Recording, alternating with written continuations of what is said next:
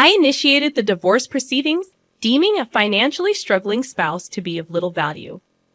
My world was shaken when, during a business trip, my husband abruptly declared not only his intent to divorce, but also his simultaneous marriage to his lover. To add insult to injury, he accused me of marrying him solely for his wealth and demanded I forfeit any claims to our property. Confronting my indifferent husband, who had always treated me with disdain since our marriage, led to his unraveling and a downward spiral to rock bottom. I am Karen, 35 years old, raised by a single mother since my father's passing in kindergarten. Despite the financial challenges, we found happiness as a family of 3. Even as an adult with a decent salary, my frugal habits persisted from childhood. I married John, a wealthy man I met through an acquaintance, drawn to his kindness and the new world he presented. Our differing views on money and gender roles emerged after marriage. While John envisioned a traditional household, I was dedicated to my career and financial independence.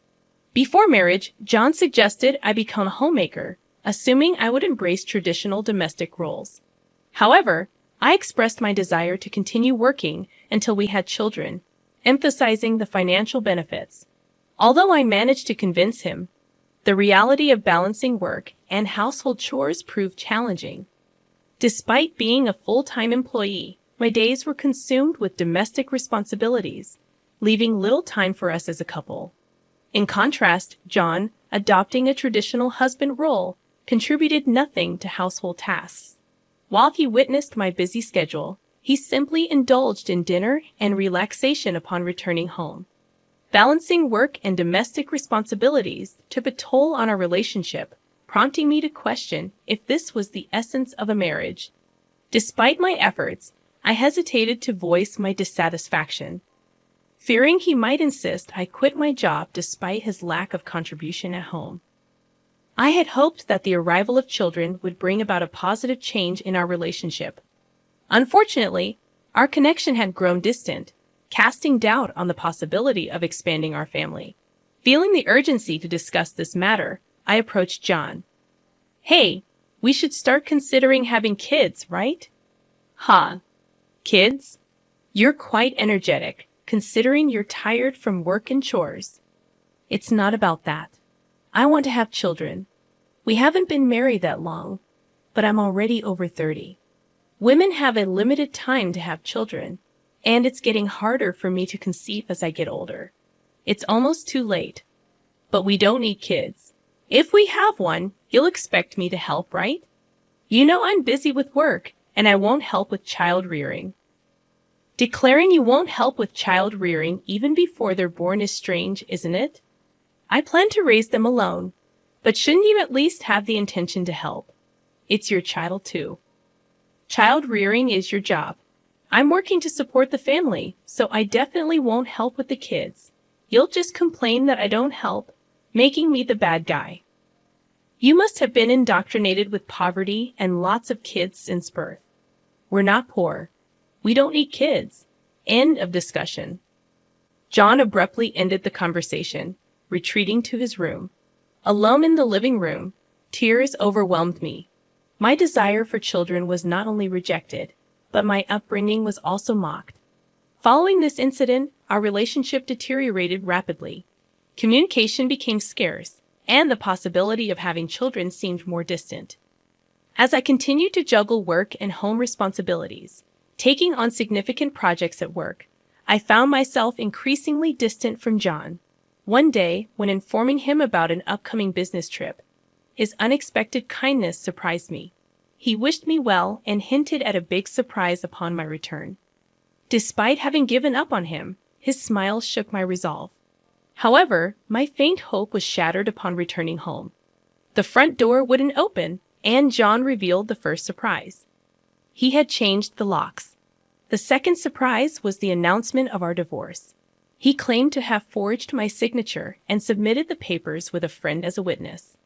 Inside, he presented a document for me to sign, waiving my rights to property division.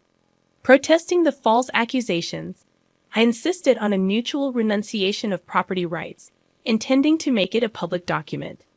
John, stubbornly retorting, redid the document on his computer, initiating a tense exchange. As I left the house, he continued to scorn me for being poor, even contemplating discarding my belongings. A few days later, John, in a state of panic, called me, wondering what I had done. "What do you mean I haven't done anything? Why are you panicking?" "I have a lot of questions. First, I was told to leave the apartment." "Oh, you were still living there. That's not allowed. It's a new month. You're trespassing." "Trespassing? But it's my house." "Are you okay? Did you forget that it was a company apartment I rented? I was the leaseholder, so naturally, you can't live there anymore." "That's ridiculous. How could you do this? I can't believe you didn't know. I'm not the one who should be accused of doing things on my own. Didn't I tell you that you can't just change the locks of a rental apartment? It's my house. I can change the locks if I want. Didn't you listen? It was my leased apartment. Even if you were the leaseholder, the owner is the apartment manager. You can't change the locks without informing them." "Is that so? Also, I terminated the lease while you changed the locks. I was allowed to live there until this month. I was planning to return. But now you've unlawfully altered someone else's property, which could be criminal damage." "Wait, why did you terminate it so early?" "Criminal damage? Is that why the police are at the front door now? I'm too scared to open it." But I calmly replied, "So the police did come. Don't worry, it's probably not for trespassing or criminal damage. It's better to talk to them." "Why do I know about the police?" "Because I reported you for filing the divorce papers yourself. It seems like you've committed crimes like forgery and fraudulent use of a private document. Divorce papers can be filed by one person, but only with mutual agreement and personal signatures. Since John forged my signature and the witness, it's obvious that it's a crime." But he seemed unaware of his guilt. I continued pressing further. "So the divorce papers you submitted are invalid, and your marriage with Susan can't happen either." "How do you know about Susan? Did you think I knew nothing? I had a private detective agency thoroughly investigate your affair with Susan. It was a busy time at work, and coordinating with the agency was tough. Plus, you even held a grand wedding ceremony while I was supposedly on a business trip. Are you okay? Your business trip was a lie." "Yes, I took leave from work, despite being busy, to do some research and prepare documents. I knew about you bringing Susan home. It would have been impossible to gather this evidence while working." After I revealed everything, John was speechless and seemed quite downcast even over the phone. Then he pleaded with me, "Please don't tell Susan I'm divorced." "Why would I? There's no such fact to tell." "Really? Thank you. Are you misunderstanding something? When did you become divorced? That fake divorce paper is invalid, remember. So legally, you're still my husband, not divorced." "What? So since you committed adultery, well, legally, my husband, Susan needs to pay compensation. I sent the demand for reparation to her house yesterday by express delivery. She didn't know you were married, right? Then I can't withdraw the claim at this point. I already knew Susan believed John was single, but I deliberately sent the reparation demand. Susan hasn't contacted me yet, so maybe she hasn't received the letter. It should arrive soon. Should you be on the phone with me when you also have to deal with the police? You're busy? I'll ignore the police. I won't be arrested. I'm going to Susan's house now to get the letter back before she or her family can accept it." He then hung up. He probably went straight to Susan's house to wait for the postman at the front door. I knew it would be futile because the letter was sent as registered mail to Susan only. Even if he waited for the postman, he couldn't receive it. A few hours later, a dispirited John called me. According to him, there was an incident when the postman arrived. "Finally, I'll take that envelope."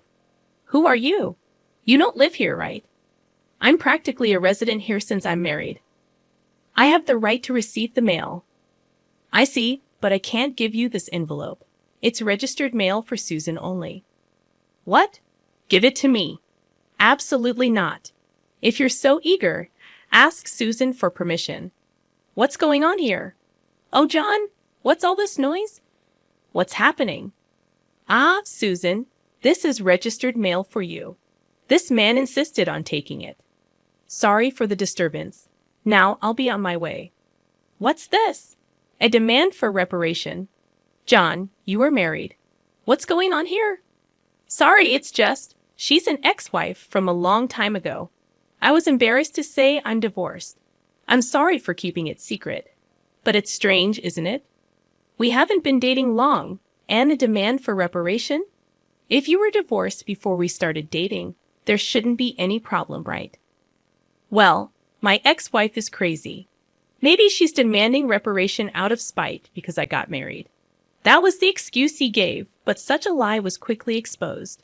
The envelope included a letter I wrote along with my contact information, so Susan called me directly.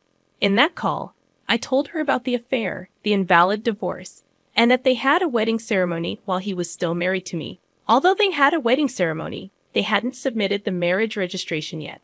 John wanted to submit it on April Fool's Day, so it was still pending. He probably delayed submitting the marriage registration due to uncertainty about whether the divorce was finalized. After being exposed, John fled from Susan's house and shamelessly contacted me again. I still had something to tell him, so we agreed to meet at a nearby cafe. As soon as I arrived, John said, "Karen, please withdraw the reparation claim. Let's pretend we've been separated for a long time and officially divorced now. I can apologize to Susan for being secretly divorced and maybe cover it up. You think I'm desperate to stay married to you. I was going to file for divorce anyway, but since you cheated, you'll pay reparation. Just trying to extort money from me, huh? Typical of the poor. You have such a poor heart. You're talking nonsense. Depending on my answer, everything can change. There's still an option where we don't divorce. If I say no, you can't reject it, meaning you can't marry Susan, and your marital status will be exposed. Fine, I'll pay the reparation. Just divorce me now. Sign here." Then, about property division. Property division? How much more do you want to take from me? Reparation should be enough. Remember, we agreed to waive property division, right? So let's make it official. All right. You're not as bad as I thought. Thank you. We then went to a public notary, made a public document for reparation and property division, and then to the city hall to submit the divorce papers, finalizing our divorce. Relieved, I exchanged final words with John. Glad we don't have to divide property. What are you saying? I'm the one who benefits from that. By the way, do you even have assets after paying me reparation? Susan will also claim damages. She mentioned charging you for the wedding expenses. That's impossible. I'm marrying Susan. She can't claim that. We're divorced now, so there should be no problem. Still living in a fantasy. You committed marriage fraud. You had a wedding while still married. You think Susan still believes you. Marriage fraud? That's ridiculous. Susan will believe me. Believe that if you want. I heard from Susan directly. Also, weren't the guests at your wedding paid actors? You still owe them. You knew about that. I haven't paid them yet. What does it matter to you? You could have just taken property division and been better off. That's what I wanted to tell you. Even if we had divided property, you would have benefited more. What are you talking about, poor woman? Your family is poor, and you only make $15,000 a year, right? Even if you got a raise, it would be barely $20,000. You don't have any property. You keep calling me poor, so I thought you might be mistaken. Yes, my salary is indeed $15,000. But you know I work for a foreign company, right? It seems you have no interest in me. But I became a director of the American branch. It's not $115,000 per year, but per month. $155,000 per month. So that's an annual income of $1.8 million. You're still bad with numbers. How do you manage to keep a job? It's $180,000 a year. $180,000? That can't be true. Of course, I haven't had the chance to spend such an amount, so I've been saving it for the future. The savings from before our marriage aren't part of the property division, but there's still a considerable amount since our marriage. So I could have received half of that in the property division. You are my destiny after all. I'll get the divorce papers corrected. Are you okay? After all the contempt, you think I'd gladly undo the divorce if you have that much money. You don't need to claim reparation, right? It's just a small amount for you. He who laughs at 1 cent will weep for 1 cent. This reparation is for the mental anguish you caused me. I'd like to claim more honestly, and since we've made it official, make sure to pay it even in installments. I'll be penniless. Also, don't go back to that apartment. Your belongings should have been moved to your parents' house by now. You thought I had few belongings, but that was because I had already moved. Most of them were. Were you that indifferent to me? I can't have so little, so I have to go back to my parents' house. They don't know anything yet, do they? Let me explain. Don't say anything. I've already told them everything. It's only right to explain why we're divorcing. Oh, and your father said, don't ever step over our threshold again, so I have nowhere to go. He collapsed, and I left the cafe. Later, I heard he caused trouble at the police station. Despite my advice, he went back to the apartment. He sat there aimlessly in the empty apartment until the manager called the police, and he was taken away. I'm not sure if it was for obstructing public duties, trespassing, or for the falsified divorce papers. Eventually, his parents took responsibility for him. After talking with me and learning about Susan, they decided that apologizing and paying damages to Susan's family came first. They went to Susan's house to apologize, kneeling in front of her family. They settled everything without pressing charges for marriage fraud, even paying for the wedding expenses. I had expected them to sue, so it was disappointing they didn't.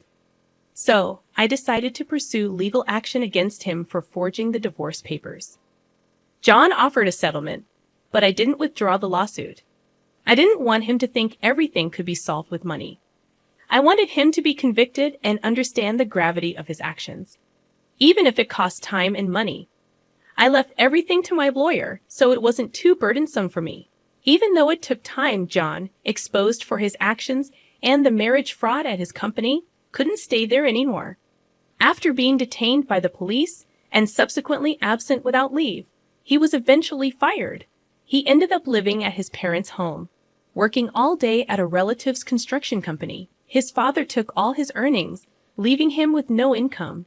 I thought his parents wouldn't abandon him, but they were stricter than I expected.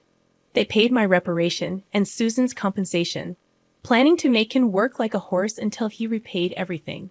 He lived in a shed-like place with no electricity, receiving only $5 per day for food, deducted from his salary.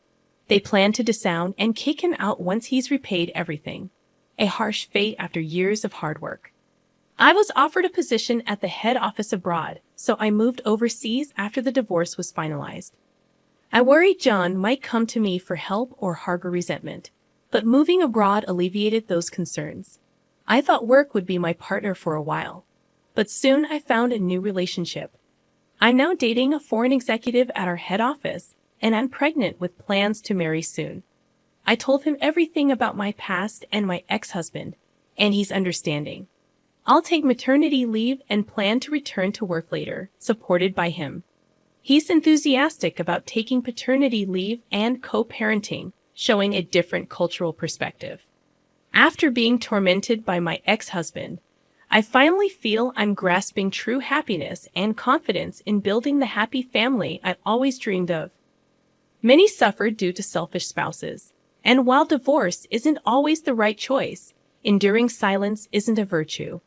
It's important to know that honest discussions can lead to resolutions, and sometimes divorce is a necessary option.